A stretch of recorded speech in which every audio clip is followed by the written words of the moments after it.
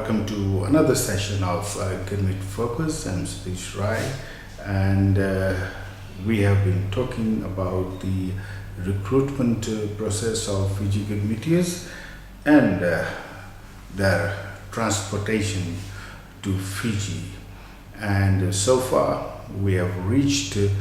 port of Calcutta in case of northern Girmitiyas, and the port of Madras in case of southern Indians.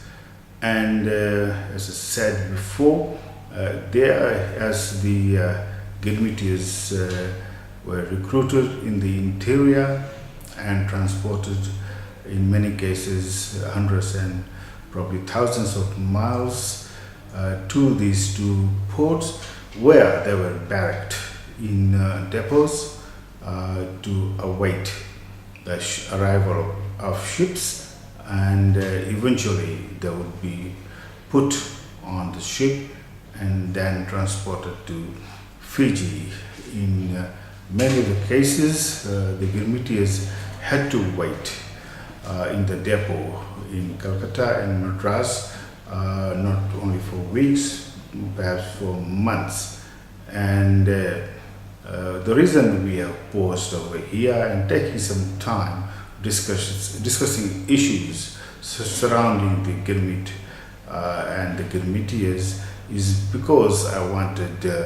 the audience, the viewers, to have a sense of frustration the Girmitiyas must have felt as they waited for their fate to materialize. And also I wanted to discuss some issues which for me are very important to discuss, but I feel during my research and talking to people, and even now reading inputs on the Facebook or in the articles written by descendants of Girmitiyas, those issues have been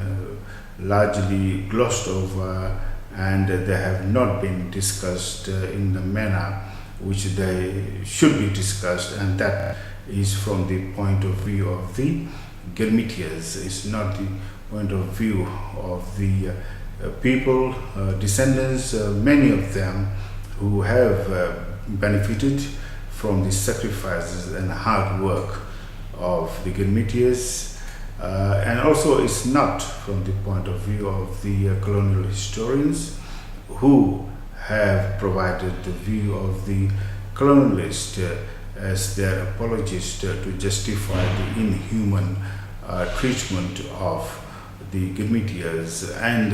in saying so, I've mentioned that before, the colonizers had a long history of exploiting the people of various races. They started off with the Africans, whom they enslaved in millions, and transported them across to the Americas and a few other colonies in other parts, including the Reunion and the Mauritius, and where they were treated like animals, and they did justify or try to justify, which many people did believe in those times as the justification for inhuman and animal-like treatment of those human beings. And then when slavery was abolished, they turned to the Indians, because the British and the French ruled in India, and they knew the working conditions, and they could basically, because they had control over the lives of Indians, they could tend to them and transport them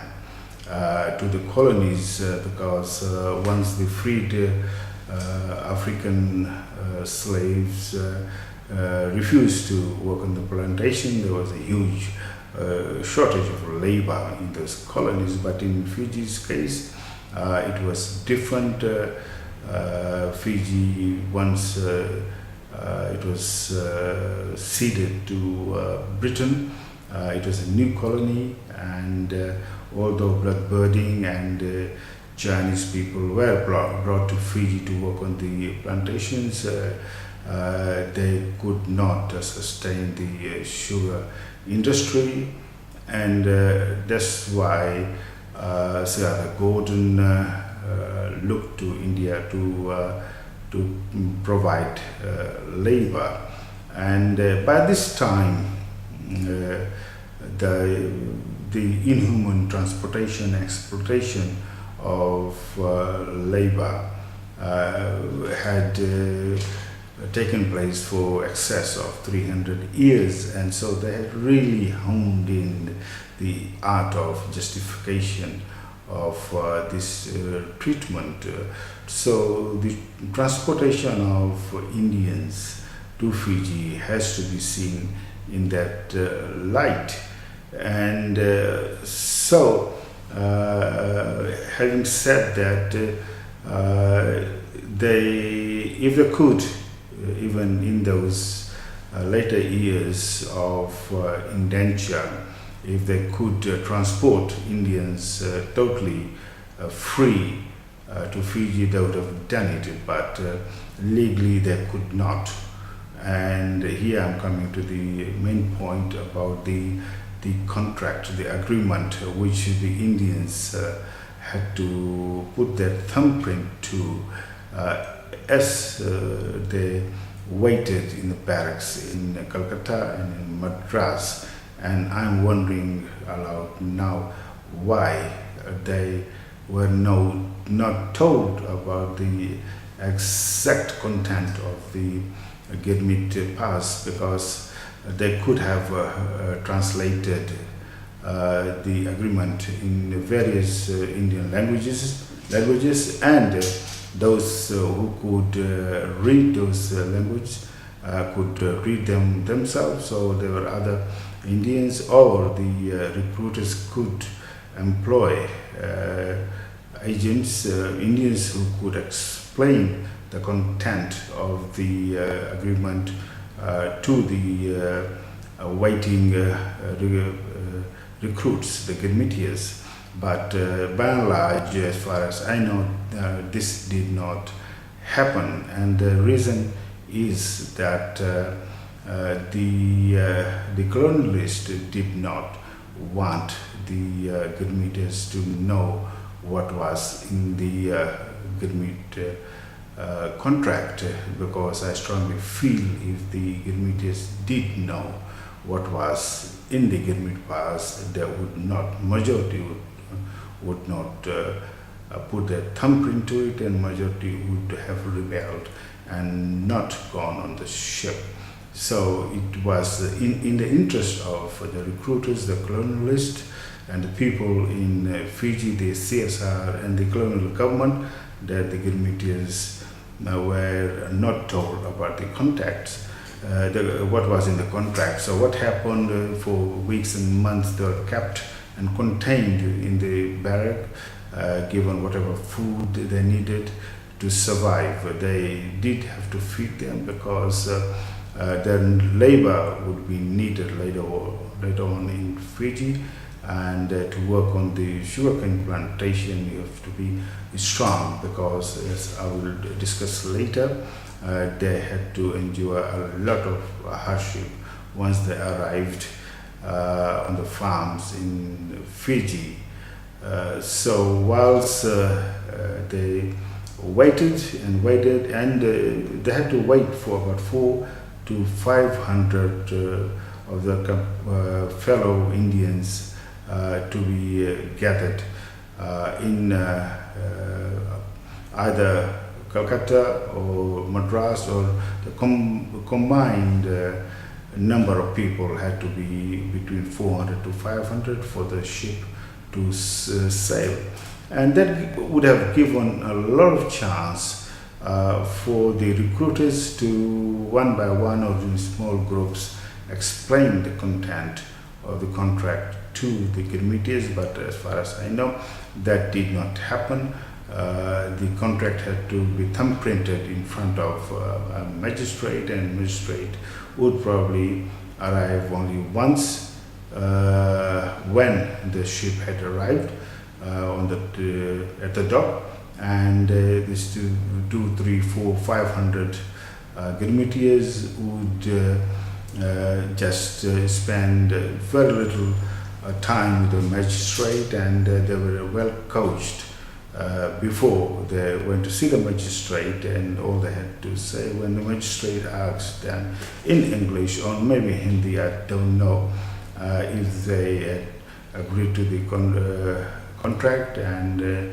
they only had to say yes, and any dissent would not be tolerated. So, within a day or so, so many hundreds of recruits would put their thumbprint on the contract, and thus it was deemed legal in the eyes of the recruiters, in the eyes of the British government, in the eyes of the colonial government of Fiji and the CSR, whoever would employ the Girmitiyas in Fiji, that it was a legal contract. And now we have discussed most of the issues which I want to do whilst we waited for the ship. Next week, hopefully, the ship would arrive, one of the 85 ships which took Girmitiyas across from Calcutta, Madras to Fiji, and we will actually talk about the embarkment and transportation of Girmitiyas. Until then, thanks for watching my videos. If you have any questions, queries, suggestions, inputs, please do email me on raivisionfilm@gmail.com. Until then, goodbye once again.